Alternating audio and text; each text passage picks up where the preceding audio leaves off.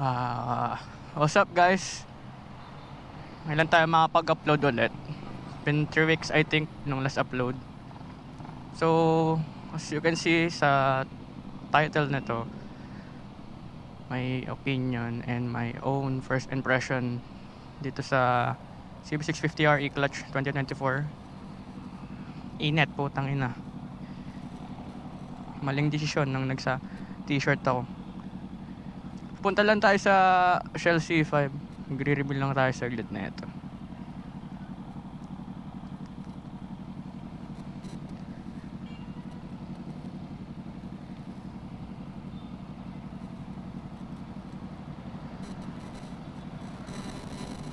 Ano rin, mainit na din. Tayo. So ganun pa rin naman.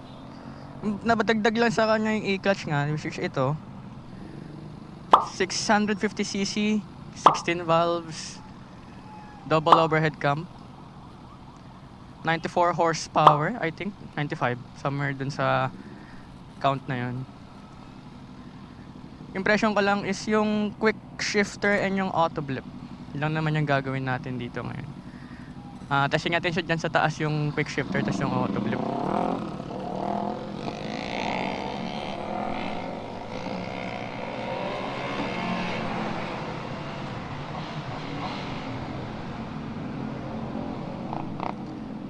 So you can see I'm pulling the clutch kasi di ako sanay eh. Wait lang, explain ko sa inyo bakit. Ayan, kunyari, mag-stop ako, naka-on na yung E-Clutch nyan, yung indicate na blue yun. Kita nyo yung parang gumaan yung katawang ko, maatras. Di naman dahil sa yung torque niya malakas. Actually, malakas naman talaga, ito katulad nito. Ayan. May sudden ano siya, parang lag, ganun. Ayan o. Kaya inaano ko yung clutch pag tumitigil kasi mas sanay ako, mas na kukontrol ko yung throttle eh. Kaya ito quick shifter, testing natin. Hindi ako nanggulo ng clutch. Smooth yung quick shift niya, yung upshift niya.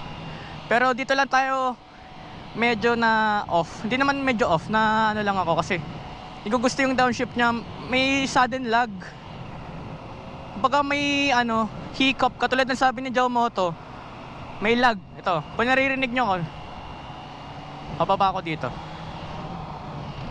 Yan. May ano siya, lag. Ito. Buksan ko yung ano ko, lens. Bababa ako. Yan, may lag. Sa mga nagtatanong kung pwede ba siya i-rev match, yan. Yes, you can. Of course you can.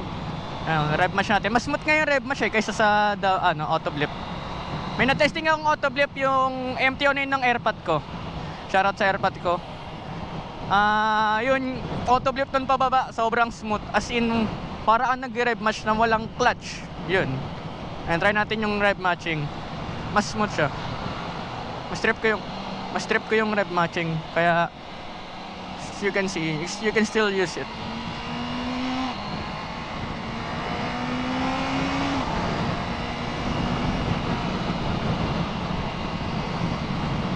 Tayo dyan sa may service road. Napaka-smooth ng ano niya, ng upshift niya. So, yun.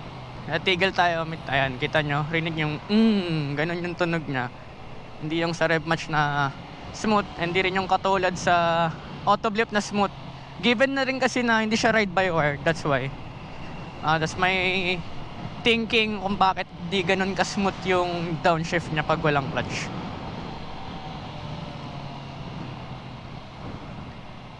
And explain ko ulit kung bakit ako nagka-clutch pag tumitigil. Kasi, yun nga, mas control ko. Pag umana tayo dyan, yun. Pag huminto tayo dito sa baba niyan.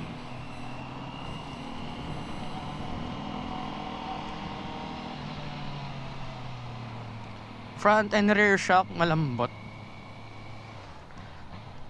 Given na din kasi na magaan ako, I'm just a 56 kilogram na tao. Yan, nag-clutch ako. Neutral natin.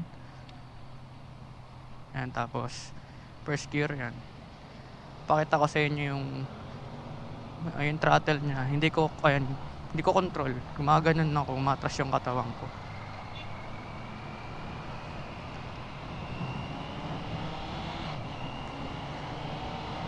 Do I recommend this bike sa mga beginners? Yeah, I do. Hindi naman ako lumalay sa 50-50, 100%. Lalo na sa mga gustong mag-clutch na hindi ginagamit yung clutch na big bike. Yeah, you know, okay na din. Price 524 sa standard, tas plus 40k sa e-clutch. It's kinda high. Super high. Di katulad sa Europe. Sa Europe kasi, I think 100 pounds lang yata yung ano dun. Pag kinonvert sa atin yun, almost 7k lang ata yung in-increase dun sa ibang bansa. Pero okay na din kasi ito yung kinuha. Sa mga gusto mag-inquire ng gantong bike, Mindanao Avenue, Honda Mindanao Avenue Big Bikes. Pwede doon. For installment. And di ko lang sure sa cash eh. Kasi ito cash kinuha to eh. May nagbigyan lang kami ng Honda. Ayan, katulad nito, magka-clutch ako. Pwede pa rin naman. Nakabukas yung, naka-indicate yung e-clutch. Second gear ako. Meron pa rin may indication na ibaba ko kasi lose power pag second gear. Here we go. Ayun no. May delay talaga pag ita-throttle mo, kaya mas prefer ko na clutch in. One side din pag tinataas ko yung tuhod ko, tumatama dito sa mechanism. Ayan. Tumatama yung tuhod dito. Lalo na pag bababa ka. Pero okay din naman. Dapat siyang may rad guard na to eh. Wala pang sliders kasi kung kakapitan ng sliders dapat to, sabi ng airpot ko, pag natumba sa kanan sa kanan guys, tatama yung if ever lang tatama yung e-clutch, magagasgasan yung mechanism. I mean yung this one, yung cover.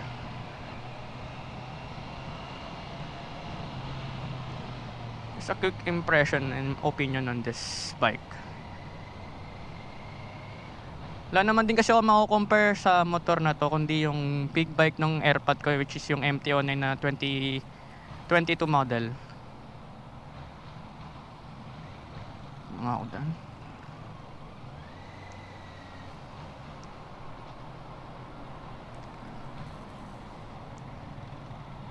Quick walk around tayo pagdating natin dun sa Shell.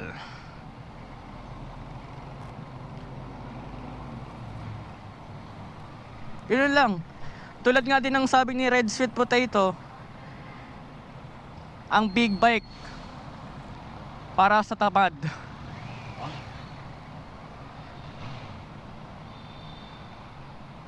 Wave 650 to eh.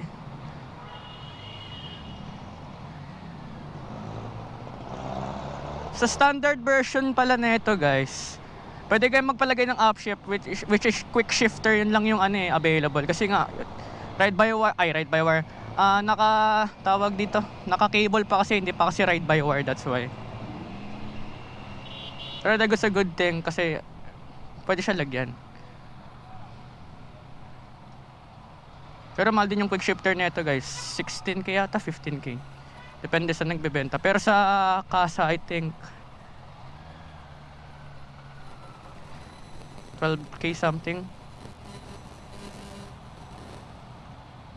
So gawa natin to ng ride and pressure.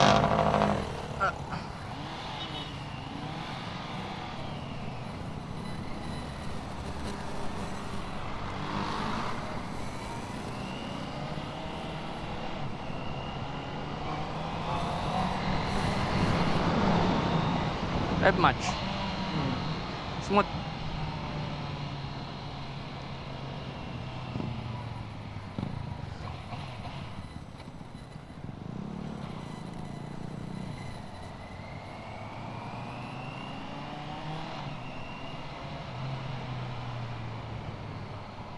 Papalitan na din to ng pipe soon and gagawan din natin ng sound check.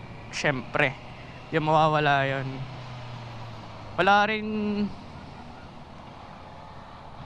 rin kasi yung papel for now to, may binigay lang yung kasa na 70s.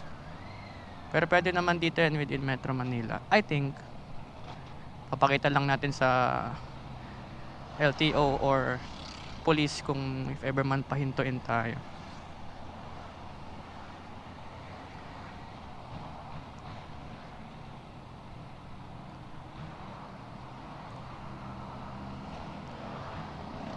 This Friday next week, kasi tomorrow is Friday, today is Thursday, May August 8. Mamaya natin kaagad i-upload to. Mabilisan lang naman tayo mag-edit. Kaya rin ako di makapag-post. Naging busy ako Sa mga gusto pa lang ng sticker, available na yung sticker natin. Ayun lang, di ko dala. Nasa ko, belt bag ko. Sticker ng Speed Boys yun. Like nyo yung page namin guys. Ito yun. Tapos yun lang naman yung page namin. Kung gusto nyo magpagawa ng hoodie, yung design, ayan, nasa harapan nyo na yung design. Message nyo lang directly dun sa page. And nag-set kami ng ride Tomorrow baka mag-ride kami, I don't know. And guys, still for sale yung XSR 155. DM nyo lang ako.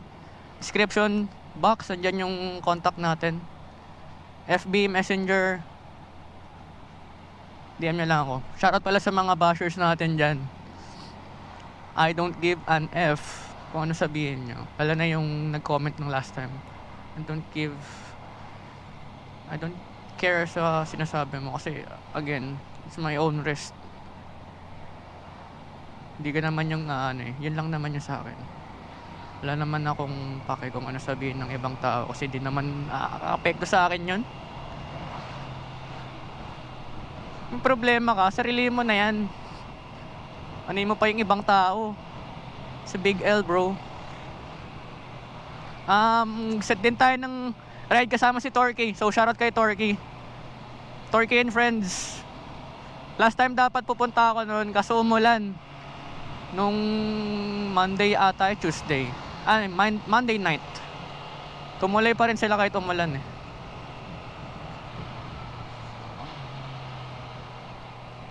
Again, ito, yung pag nagre-rev match ako, na automatic naman bumabalik yung sa e-clutch niya. There's no big thing about that.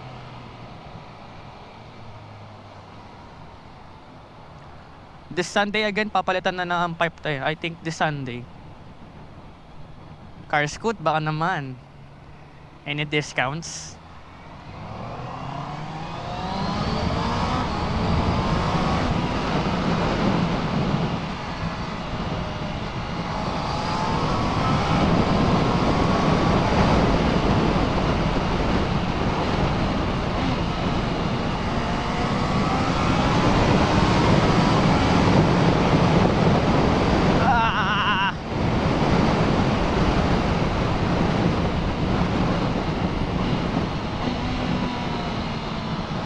Ayan, ito, paparinig ko sa inyo yung yung downshift ng walang clutch. May delay. Ayan rinig nyo yun guys.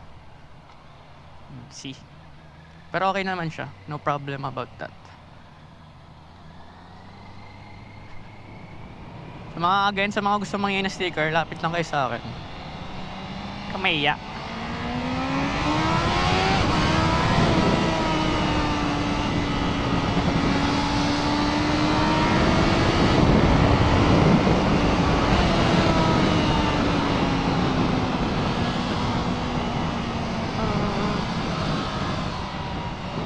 Hirap talaga pag matigas yung gulong, di ka makabangking maayos.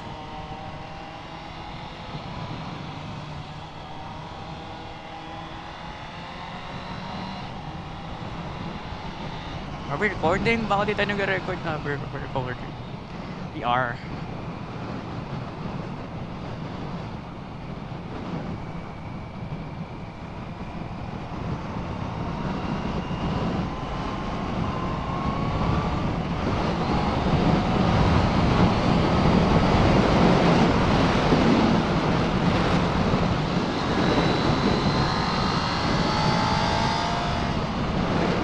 Na tayo. Yun lang, mabilis lang.